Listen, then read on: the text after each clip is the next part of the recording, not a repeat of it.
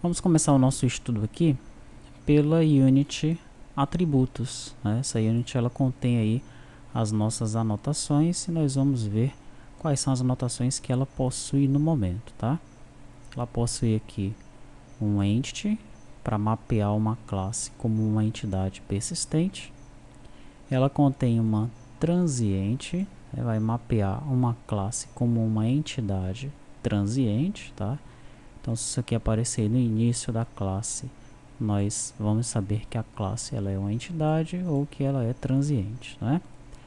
Temos uma table, the table vai mapear a classe de acordo com a tabela do banco de dados, tá? E aí nós vamos passar aí o nome, o catálogo e o esquema dessa tabela, tá certo? Temos essa estratégia, né? É a estratégia de geração de valores para as chaves primárias. Pode receber auto, ident, sequência ou table.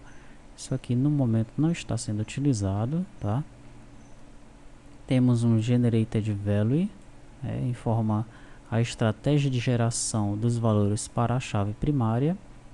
Ela recebe aqui a estratégia que vai ser desse tipo aqui, ó. Legal? E o generator, tá? Também não está sendo utilizado no momento. Temos um TID, mapeia o identificador da classe, a chave primária na tabela do banco de dados. A nossa tabela, né, todas as nossas tabelas no banco de dados têm apenas uma chave primária, nós não trabalhamos com chaves compostas e nós mapeamos então o campo ID com esse atributo aqui, TID, tá? TID. Temos um tColumn, vai mapear um campo de uma tabela no banco de dados.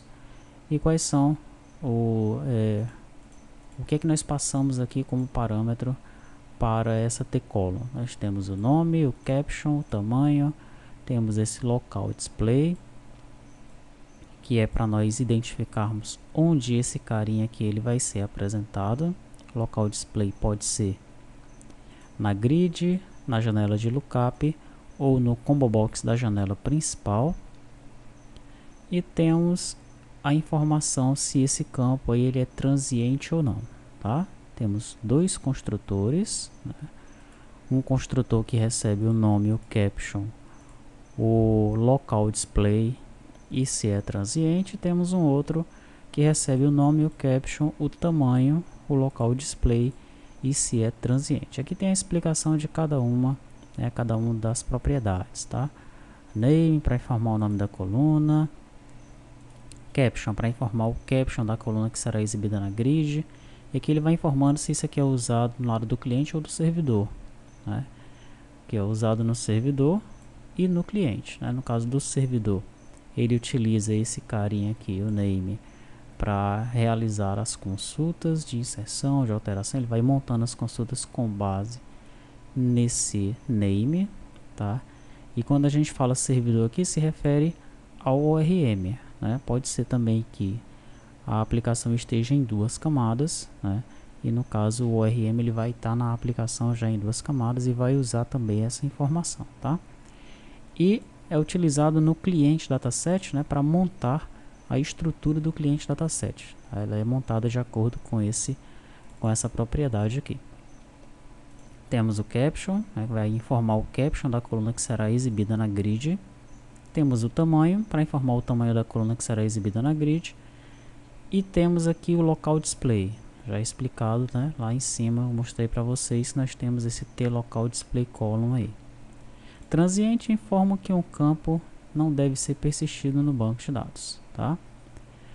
Aí temos aqui alguns métodos nessa tColumn, né? Temos o clone, o local display is e o local display contains one these itens, né? Para saber se o local display contém um desses itens aqui, um dos local display column, tá? Para fazer alguns testes na nossa aplicação.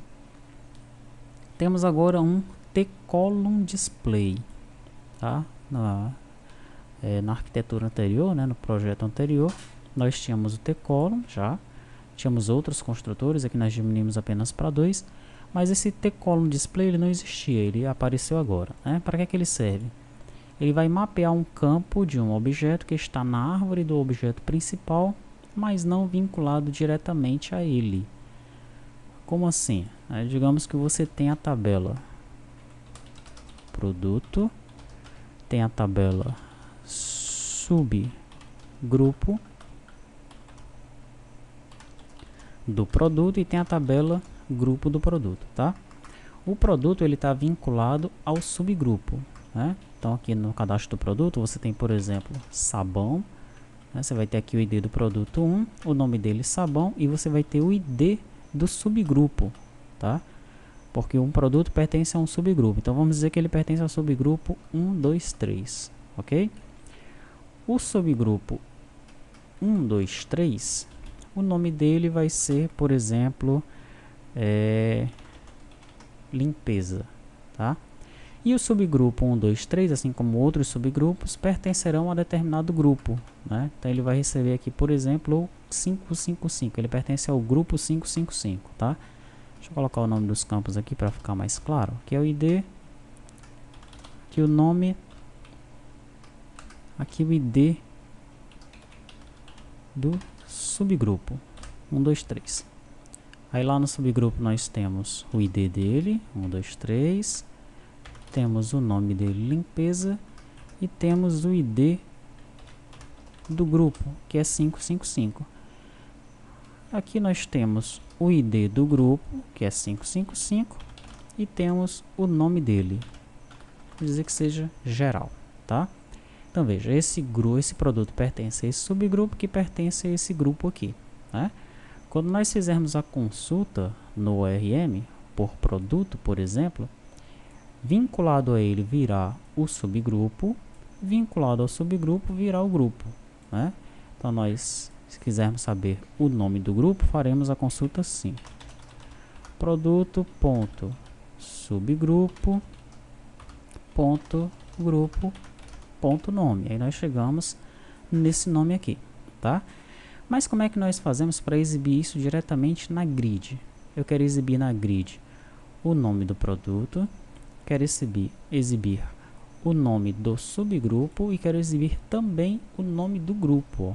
Então aqui já é um objeto que está na árvore do objeto principal, né? Esse grupo ele está aqui na árvore do produto quando ele vier, tá? Mas não vinculado diretamente a ele, né? Realmente o grupo não está vinculado diretamente ao produto. Aí como é que eu faço? Para eu encontrar esse nome aqui, eu vou utilizar essa anotação, né? Esse atributo aí, o tColumnDisplay, tá bom? Depois que nós estivermos analisando aí os VOs, nós vamos ver um exemplo disso aí, tá? Ele recebe aqui um Field Display Type, que é do tipo tFieldType, e recebe um nome qualificado, né? O que é esse Field Display Type? Para informar o tipo de dado do campo que será incluído no cliente dataset, é usado no lado do cliente, tá? E o que é o Field Display Type? Aliás, o que é o Qualified Name, né? O nome qualificado? É para informar o nome da classe do objeto que deverá ser encontrado para exibir um de seus campos na grid. Por exemplo, produto grupo VO.tProduto grupo VO, tá?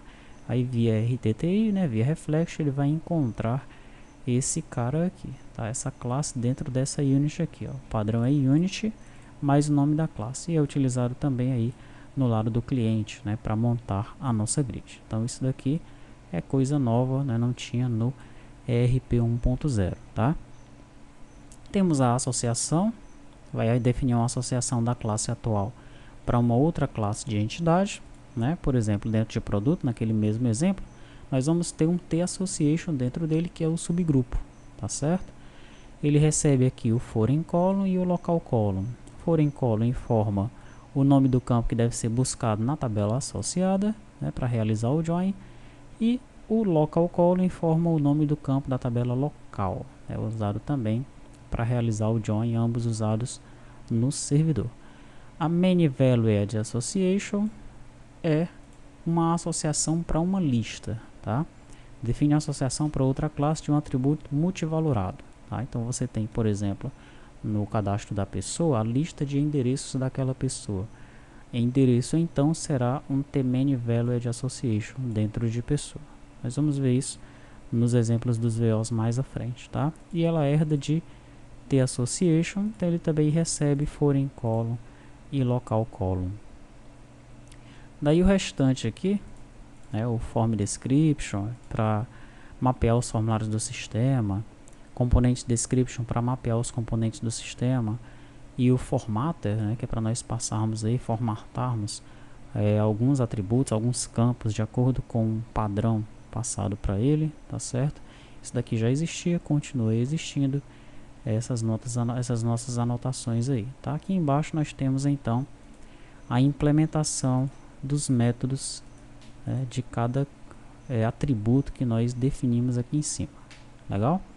Então essa alteração principal do 1.0 para o 2.0 foi o aparecimento, né, o surgimento aí desse tColumn display, tá? Algumas coisas que nós não utilizávamos saíram de vez, né? E alguns construtores, né, nós tínhamos muitos construtores em cada um dos atributos, eles também foram removidos. Você pode fazer uma comparação, se você vem do 1.0, né, entre essa Unity Attributes e a Unity Attributes anterior. Aí mesmo você que está chegando agora, que viu a infraestrutura atual do sistema, você pode comparar essa Unity com a Unity Attributes que está no DVD Infra 1.0. Aí você vai ver, vai observar quais foram as alterações que foram realizadas nessa Unity aí.